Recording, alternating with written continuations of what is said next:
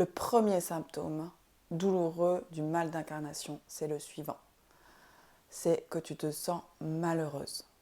Au fond de toi, il y a cette voix qui te fait te sentir comme, tu sais, que tu comptes pas assez, que t'es pas assez bien, que t'as pas d'utilité à être sur la terre, qu'il n'y a pas de sens à vivre ici. C'est vraiment le sentiment de quoi que tu fasses, tu vas être malheureuse. Quoi que tu fasses, tu vas être malheureuse. Dans le quotidien, ça peut se manifester comme ça. Tu vas avoir des envie de réaliser tes projets, envie d'avancer, envie de créer des nouvelles choses, mais simplement, en fait, ce sentiment de te sentir malheureuse, il va toujours venir te rattraper, donc tu vas être constamment découragée. Et puis l'habitude qu'on a, c'est du coup de mettre un couvercle sur cette sensation, parce que si on ouvre le couvercle, ben, la peur qu'on a, c'est de s'effondrer, de ne pas tenir. Donc on va se mettre des carapaces, on va se blinder, on va essayer de faire comme on peut, d'avancer comme on peut, mais ce sentiment intérieur de ne pas être utile sur la Terre, il est toujours là. La chose la plus importante que tu dois comprendre, c'est que malgré toi, si tu n'as pas eu la place enfant pour exprimer tes émotions, pour exprimer ta sensibilité,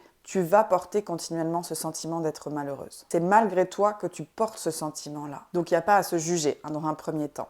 Et dans un deuxième temps, il faut comprendre que en allant guérir cette sensation de ne pas compter, tu vas pouvoir ouvrir la porte à réaliser tes rêves sans te poser de questions.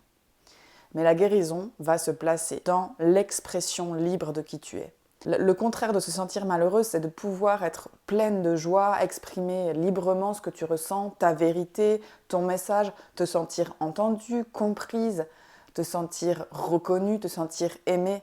Et d'un point de vue spirituel, quand tu guéris du mal d'incarnation, tu reconnectes et tu réouvres cette porte à l'amour, à la connexion avec l'univers, avec Dieu, avec la vie.